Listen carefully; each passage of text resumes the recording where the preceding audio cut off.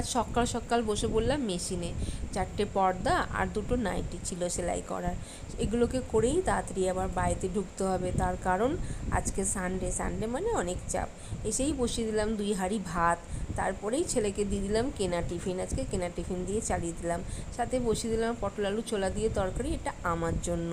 আর একটু আম খেতে ইচ্ছা করলো জানো, তাই একটা আম এইভাবে ছাড়িয়েই খেয়ে ফেললাম, অত সময় নেই কাটার।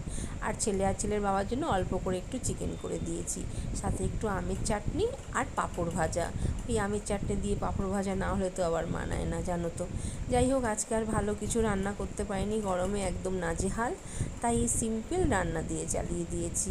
পাঁপড় ভাজার পরে এই দেখো, এই হচ্ছে তোমাদের একটা সিম্পল থালি বলা চলে না, যাই হোক, আছে ভাত, স্যালাড, কুমড়ো আলু ছোলার তরকারি, চিকেন, চাটনি আর জল, আর সাথে আছে পাঁপড় ভাজা।